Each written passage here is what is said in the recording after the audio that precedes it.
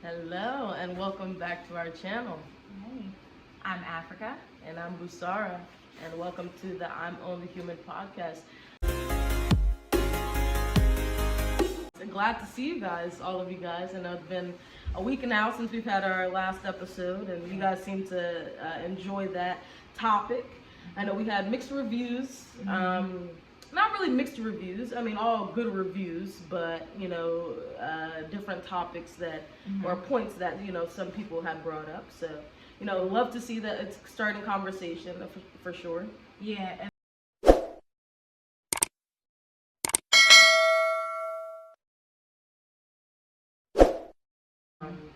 But yeah, so let's get into it without further ado. So obviously, as you guys see by the title, we're talking about attachments. Okay.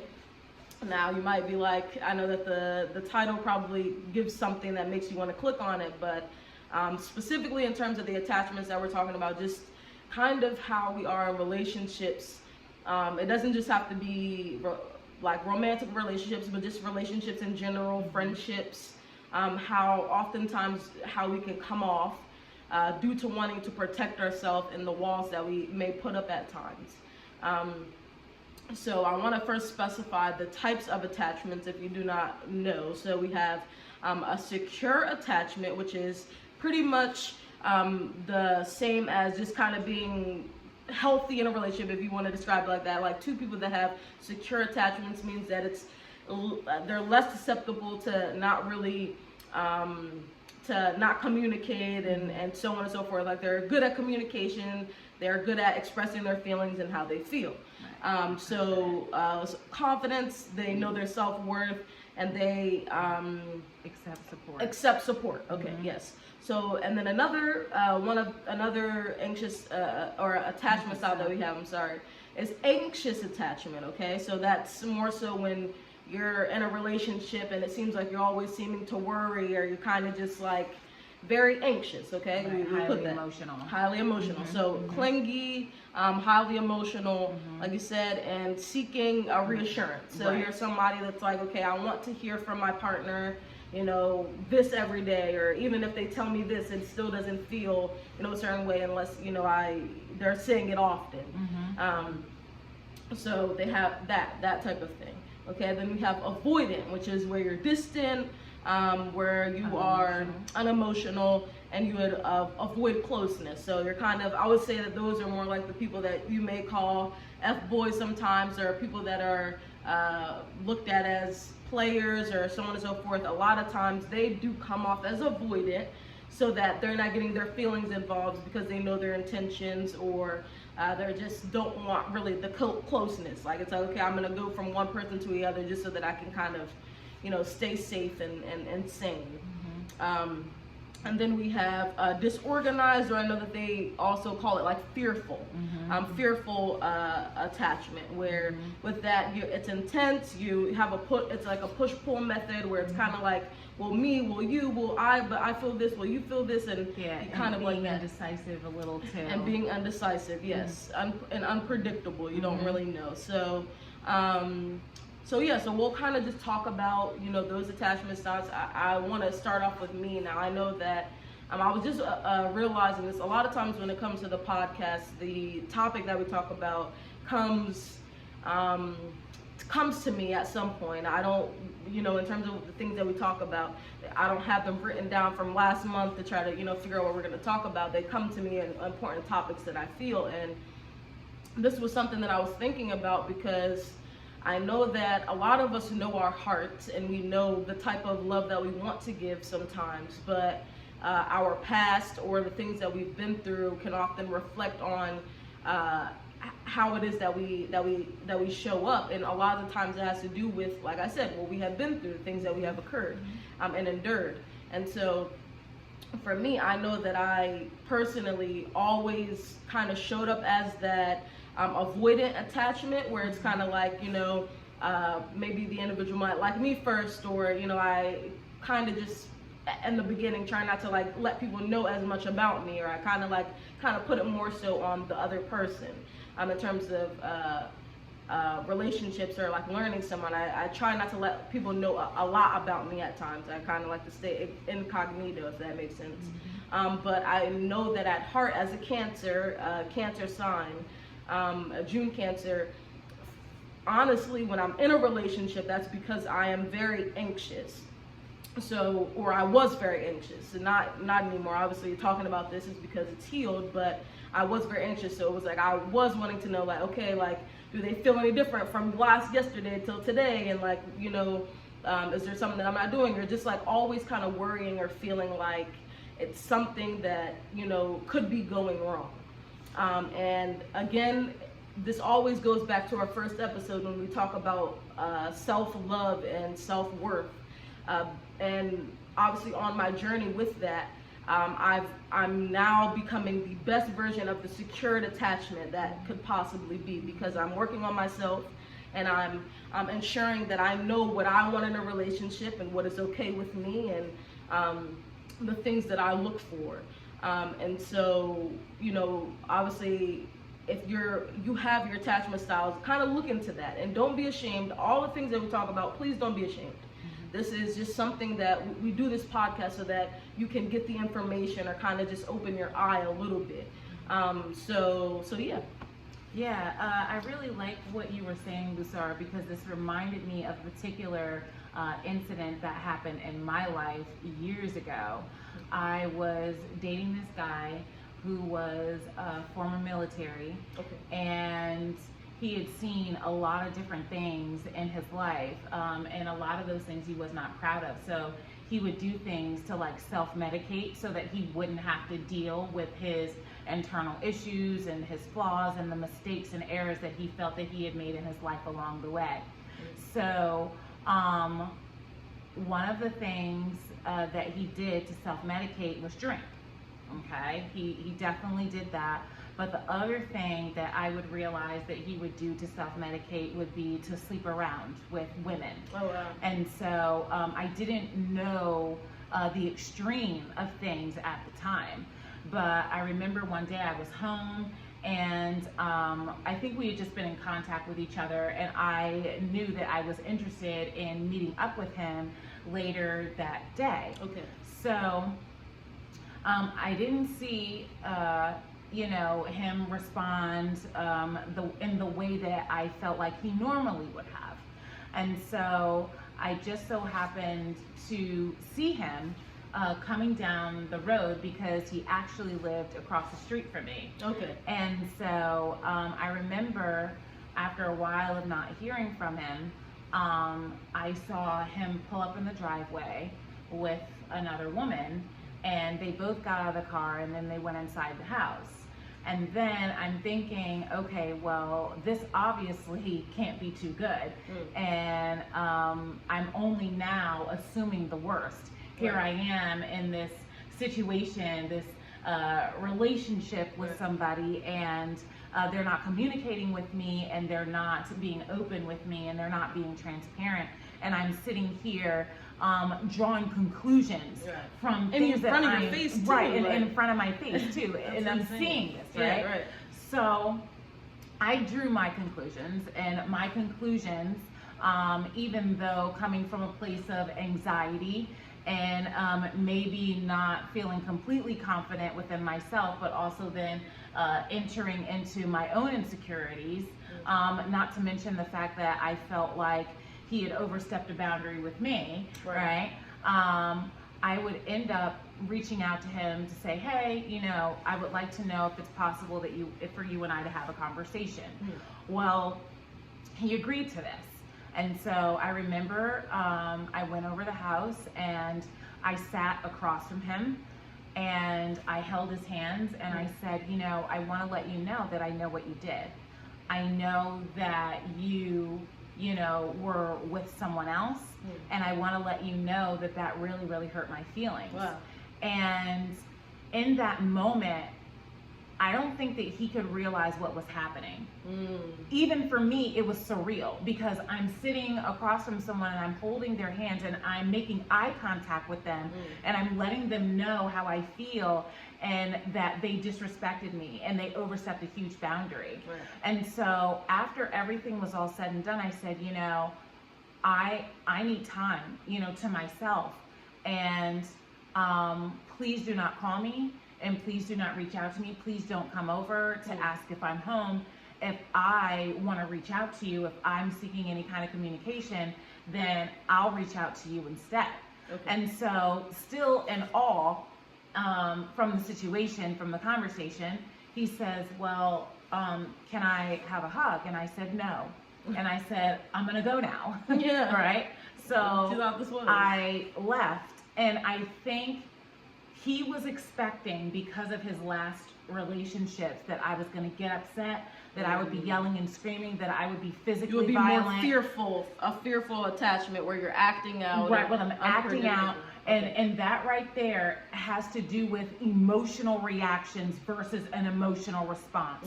So emotional reactions have to do with us acting impulsively, not thinking about what it is that we're going to do before we do it. And then of course the emotional responses would have been like what I did, where I'm thinking first, I'm getting my thoughts together, and then I am trying to execute the healthiest solution to the problem. Right. So now he's nervous and he's like, you know, I've never been in a situation where a woman was able to talk to me about how I felt without being angry. So now he's thinking that maybe I have some sort of trick up my sleeve, like, okay, she's gonna blindside me at some point moving down the road. Okay, and that's not what happened. Yeah. But one of the things that I will say, because I know we're talking about attachment styles, Yeah.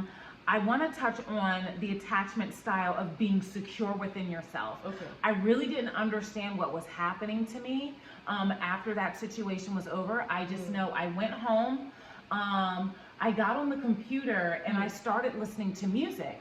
And the next thing I knew, I was happy and I was dancing to the music, and immediately these thoughts came through my head. What are you doing? You're not hurt about what he did?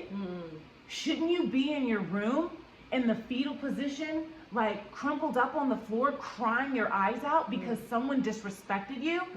And immediately, then it was like, oh, should I be? What's happening? And I actually pinched myself to see if the situation was real. But what I realized was that I was stepping into me being secure within myself, me being confident within myself, and not seeking the validation, acceptance, and approval from somebody else, because I already had what I needed. Right. And his issues were his, not mine. Right, 100%. Wow, and that's beautiful, and I think that is something that it looks like obviously him with a more of a avoidant attachment style, or that's what it would seem like. I mean, if you're kind of acting out, or you're able to do something to someone that you know that probably can hurt their feelings, but you don't really care, that's probably means that you do have more so of an avoidant attachment style, or maybe fearful, where it's like, okay, I'm afraid that they'll do something to me first, so I'm gonna do something to them back. Like that can be more like the unpredictability to that. But I think that a lot of people deal with that, and you know, I now want to kind of get into like what kind of would make you have certain attachment styles. Like what could you go through in terms of being able to, I know that we have written probably here, just in terms of, so for security, if you could just read those off in terms of what it says for that. Can trust fairly easily, is attuned to emotions, can communicate upsets directly, and leads with cooperative and flexible behavior in relationships. So with that, I want to say that anyone that probably has that secure attachment, they probably are looked at as someone that's very high standard, high value, high functioning, and with that, I believe that in order to be able to get to secure to secure a secure attachment style, you probably have to had to been through some things. Yes. And have gone through some things that have made it where you've had to look at yourself and see how you are in relationships and in terms of the attachment that you have with it. You probably don't start off as a secure attachment, especially if, you know, seeing your, like I said, we go back to childhood in terms of how you grew up. If you had any good examples of relationships and people choosing themselves over their partner, or, you know, over when they see that something is not, you know, how they would like it to be. Now, in terms of for anxious attachment style, what does that say for It that says has a sensitive nervous system, struggles communicating needs directly, and tends to act out when triggered. For example, makes a partner jealous. Right. So I think can be a lot of people where it's like, wait, I'm not sure, like, this is such a pretty girl, this is such a handsome guy. I feel like it could be too good to be true. Right. Or, you know, I don't know, so like let me do this to see if they actually like me, or let me do this to see like to see if I really can control the relationship, or I have the upper hand, or like I, you know, or even if not, if it's like you're the person where you're just like, wait, like my partner is having too much fun, or you know, too outgoing or whatever, like I don't want to dim their light, but I want to feel like I'm wanted too, so, or like I am like the prize too, or I'm whatever. Like that could also be an anxious attachment where you're just like you're so scared of what could happen that it makes you act out in ways that you really honestly don't want to, because I know that if you love someone, you don't want them to feel maybe those things when you really look into it and how it may make them feel, but you're worried about yourself and the selfishness of how you feel. And so with that, if you're someone that is anxious, you know, has an anxious attachment, look into that. Let's see, like, okay, what have you been through? Is it something where you've always kind of been left, or you've been abandoned, or you're used to people maybe breaking up with you, or like doing you wrong, or whatever. Like, look into that. And just like how I always go back to our previous podcast, because there's a lot of things that we talk about that are the same in each podcast. But if you're going through that and you're in that, you know, anxious attachment style, see kind of like what you need to heal, and see what it is that you can, you know, kind of change about this. Sorry, I'm kind of going blank again. Right. But okay, yes. What about the avoidant attachment? What does that say? Okay, the avoidant attachment, this one says dismissive. So downplays importance of relationships, is usually extremely self-reliant, can become more vulnerable when there is a big crisis. Yeah, so that's usually those guys or guys, girls, it could be either or, where it's like they are used to being the prize, or they're used to maybe like getting someone that maybe they don't look at that is like better than, or on a higher what do they call it, scale than them in terms of, you know, looks, or so on and so forth. So they're avoiding, and that's for a reason too. If you're avoiding, if you're trying not to have someone close to you, you've probably been through some stuff. You've probably gone through something or been hurt before, where you're just like, yeah, never again, had your first heartbreak, whatever, where it's like, okay, I'd rather be the person that hurts someone first before they can hurt me. And again, any of these attachment styles that are not the secure one, it's just leaves room for problems, and it's going to be inevitable. It's inevitable for problems to occur in your relationship if you have these attachment styles that are not healthy necessarily. Obviously, you can go into a relationship having these attachment styles, but if you're not working on them to try to figure out, like, hey, why do I show up in arguments like this, or conversations like this, then, you know, inevitably, then it's probably not going to work out, or the way that you probably could have it if you worked on trying to be a secure attachment. Okay. Now the last one, what do we call it? Avoidant attachment, or fearful. Right. So this is the fearful avoidant attachment, and it says more dependent in relationships than avoidant, dismissive, strongly fears rejection, has low self-esteem, has high anxiety in relationships. So I feel like this could literally be the opposite of someone that's dismissive. Right. Someone that is fearful may deal with someone that's dismissive, and that's what makes it worse. It's just like both of them, it's fighting fire with fire, and you don't have any sense of self-worth. You're always worried about the other person, and it kind of makes you stay and feel stuck, like, oh, like what if that fear of what they may be doing or could be doing makes it so that you're feeling like, oh, like maybe I can't get any better, or maybe this is it for me. And again, like, look at that, look at these things. I want everyone that's watching to look at these things. And again, always put comments below and tell us how you feel about these things and your experiences with it as well. But yeah, what do you feel about it? I feel, first of all, I really like how it breaks down each attachment style, because I think that there is something, at least from each of the four, that we could have pulled out about ourselves, at least over time. Different things that we know that we struggled with, even if it hasn't been each and every single thing on the list. But one of the things that I know that we discussed, I think in our last podcast, was how I took that trip, you know, for myself, and how when I came back, probably a couple months later, I was, you know, in my bathroom, and I looked in the mirror and I saw true love looking back at me for the first time. So I don't remember if I said this in the last podcast, but one of the things that I'm certain of is sometimes we have to go, quote unquote, all the way around the world in order to, you know, in order to realize we just want to go home.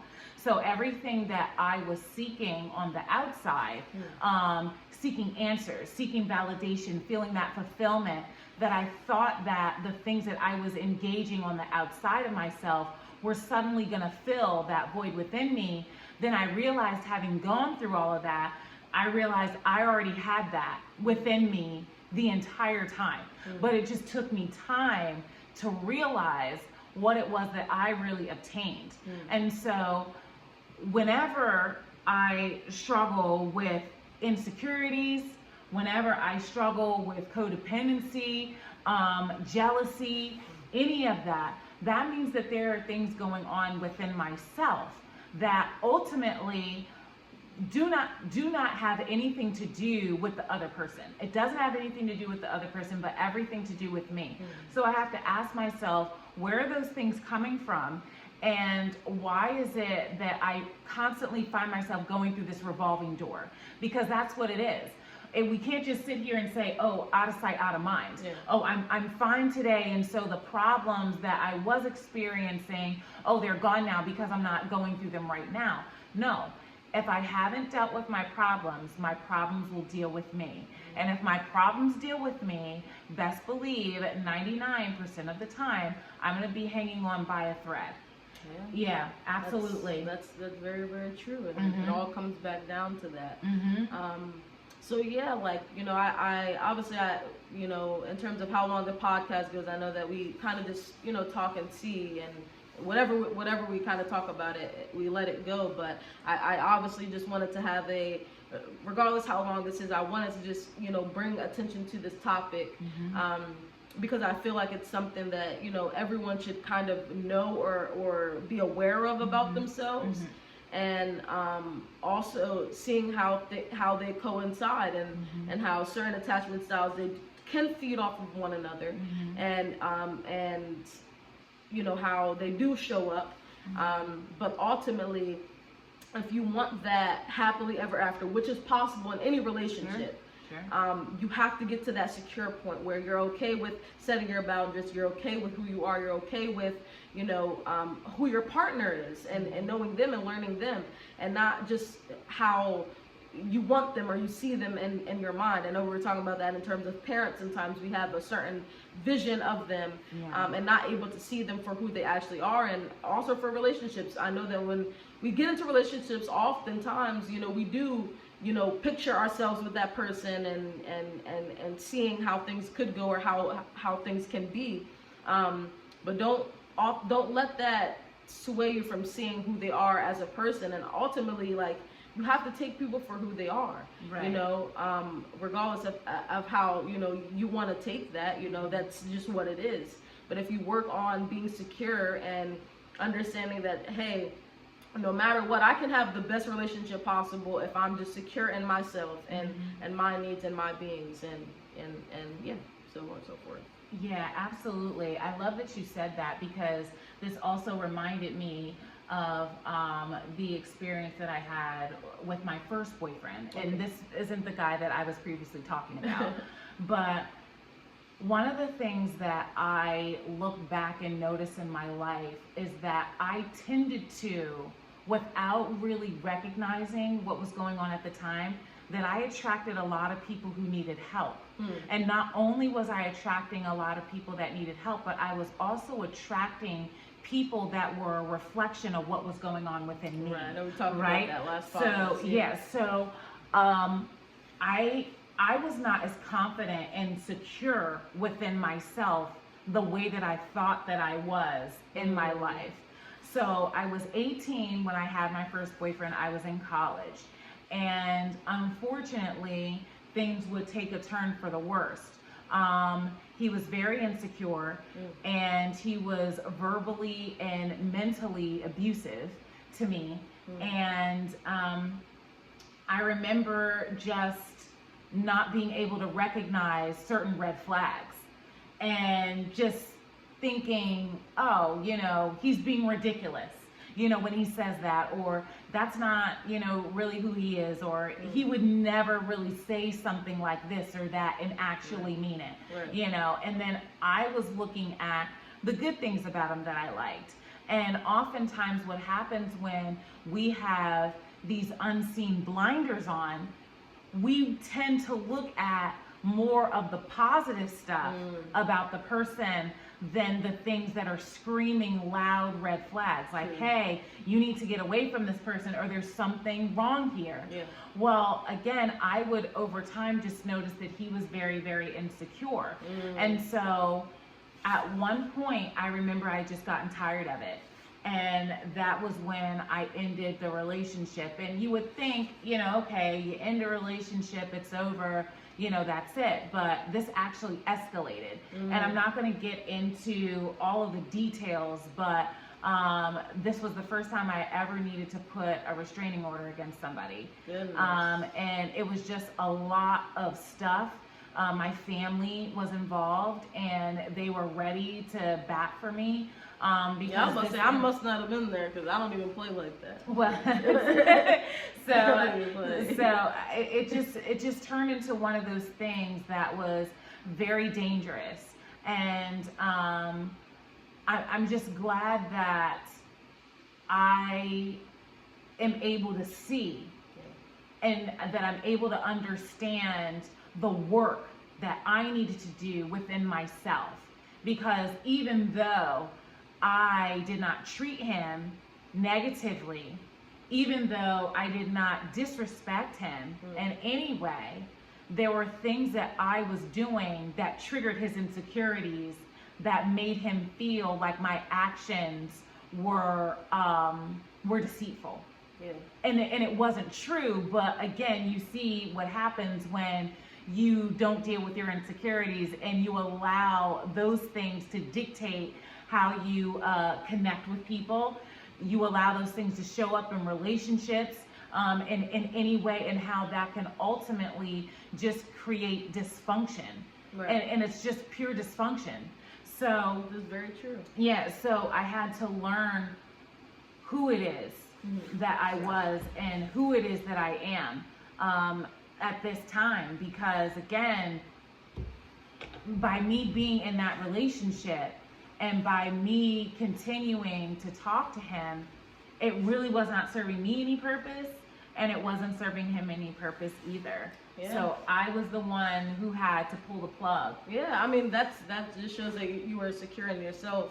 And that sounds like, to me, like, if that sounds like you were someone that you have, it sounds like that he had that fearful attachment where just him being insecure. Like, I know that, I think I've heard of that guy, but in terms of like, the story in terms of when you guys were going into like a restaurant or something, he was like, well, I'll walk in last or something. So is that the same person? So yeah, so Busar, what Busar is talking about, was actually an incident where this was a conversation and we were just leaving the mall.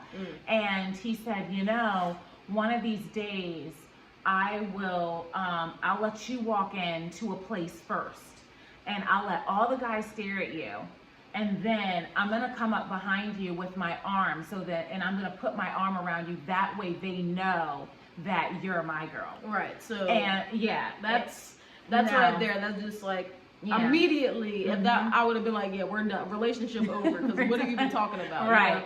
Like that's, but that just sounds like that fearful attachment where it's like, wait, like, and a lot of times when people have beautiful women, a lot of times, or just, or a beautiful, man or whatever, and, and they don't feel secure in themselves, or they will oftentimes do that, like, say little jokes or like little things, but it shows you how you feel. Really and that's not going to go away, you're going to feel some type of way if your partner wants to go out with friends or, that so on and so forth. It's not going to be that healthy dynamic where it's just like, or oftentimes it looks like cutting everybody off. Like, okay, cut your friends off, cut everybody off, and just talk to me. Like, we just talk to each other, and it's like, come on, be realistic. Like, think about it. Like, I mean, how long is that gonna last? Honestly, like, how long is that gonna go for?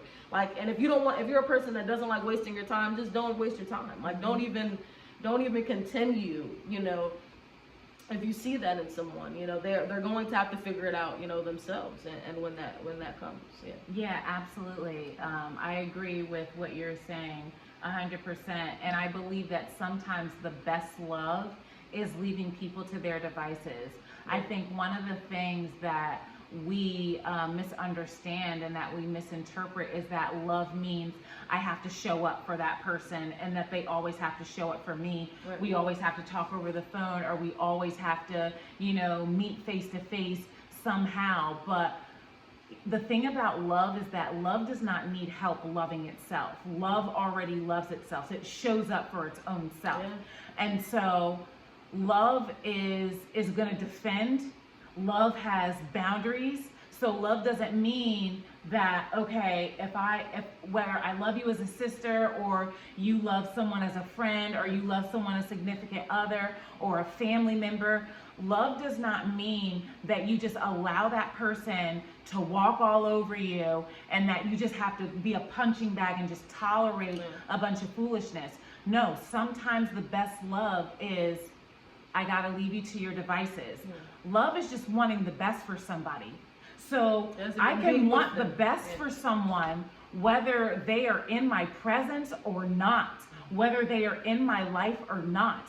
And love is honest. So with that being said, so my motto, and I've said this plenty of times, be blocked and be blessed. Be blocked, be blessed. Absolutely. Absolutely. No, that's real.